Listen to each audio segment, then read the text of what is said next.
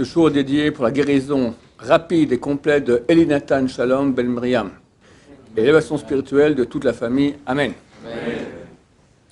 Il y a un juif ici très connu, enfin, il commence à être très connu, même en France, je crois qu'il y a quelques livres qui ont été traduits, il s'appelle Chaim Walder, où les gens lui racontent des histoires qui lui sont arrivées, il les publie et ça a beaucoup de succès, Baruch Hashem. Il a publié dernièrement une histoire que je pensais que ça vaut la peine de vous la raconter. Un type qui raconte, voilà, j'ai 53 ans, et dans la vie, il y a des choses qui marquent.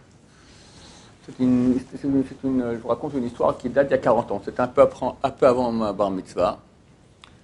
J'avais un père extraordinaire, que tout le monde aimait, qui toujours aidait les gens.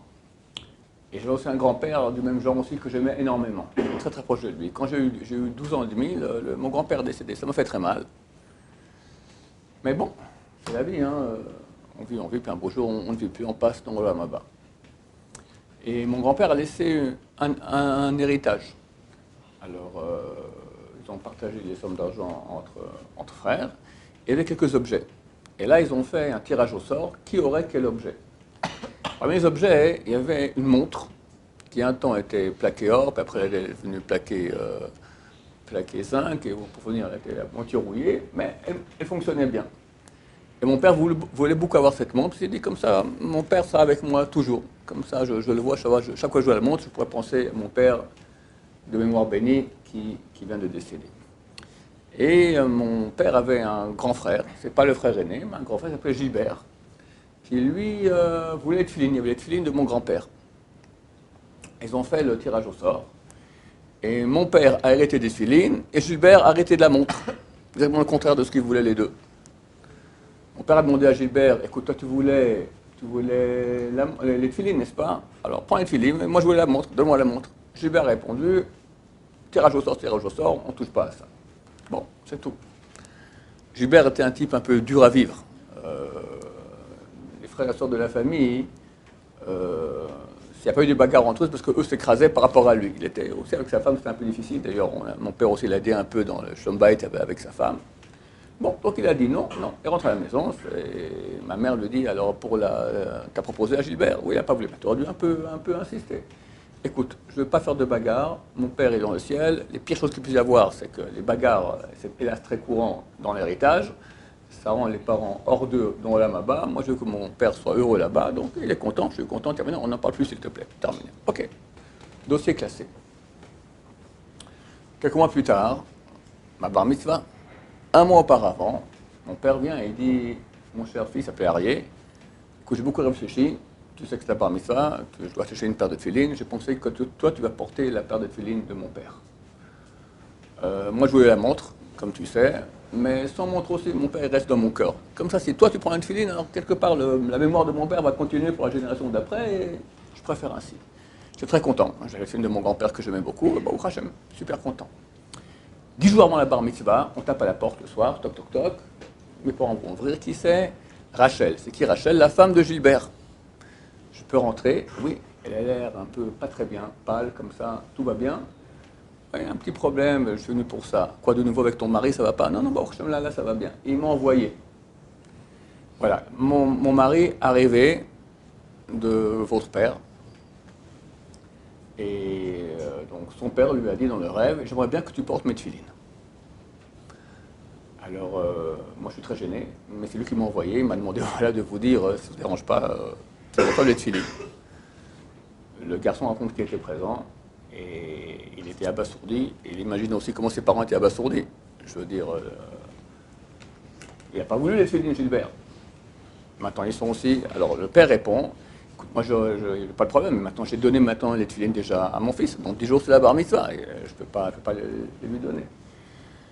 Alors Rachel dit, oui, bon, écoute, faites ce que vous voulez, moi je suis embêté, mais bon, il m'a demandé de vous dire que c'est le rêve.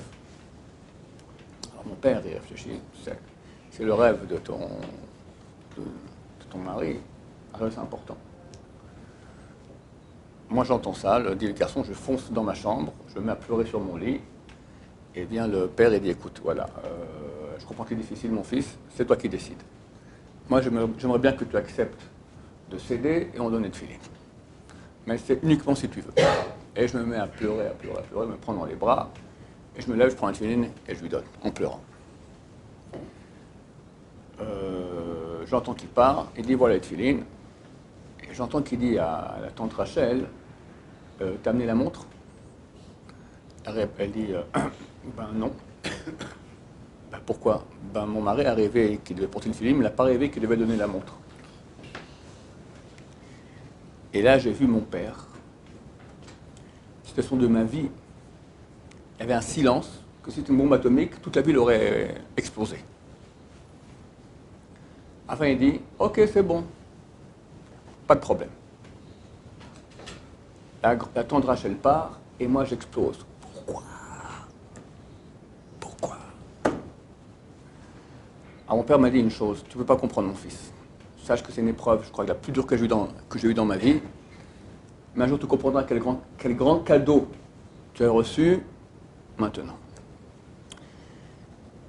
Et le petit gosse Arié, 40 ans plus tard, il a 53 ans, il raconte, eh bien oui, effectivement, j'ai appris de cela énormément. Mon père, toute sa vie, il était heureux, les gens l'aimaient, et j'ai compris à quel point c'était important de savoir céder. Et moi-même, j'ai vécu comme ça.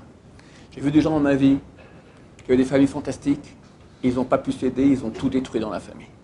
Ils avaient des situations fantastiques, ils n'ont pas su être plus souples, céder, et tout est parti en cacahuète.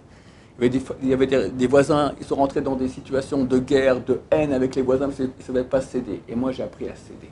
Baruch Hashem, je suis heureux. Je suis heureux dans ma famille, je suis heureux avec mes voisins, heureux au travail, tout va très très bien. Mon père m'a donné un cadeau extraordinaire, celui de savoir céder, céder, céder. La fin de l'histoire.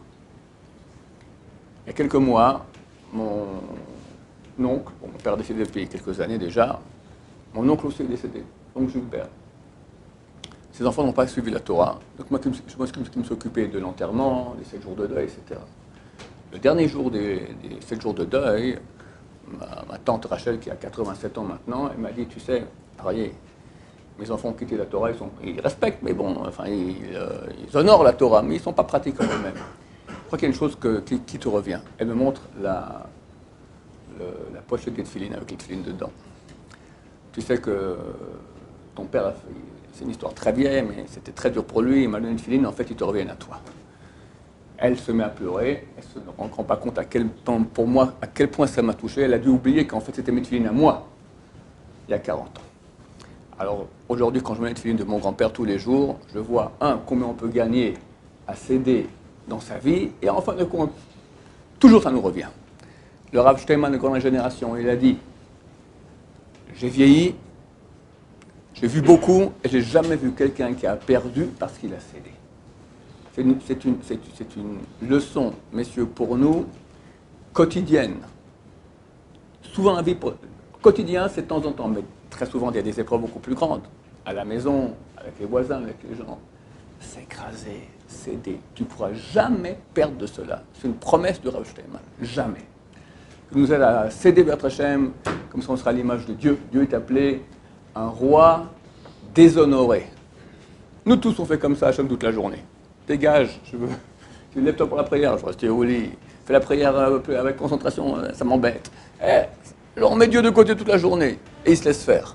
Il faut qu'on apprenne à être aussi des gens déshonorés, des gens qui savent, on nous fait des fois des manques d'honneur, on ne nous respecte pas, on s'écrase. On ne pourra que gagner par cela. Baruch Adonai, l'olam, amen va amen.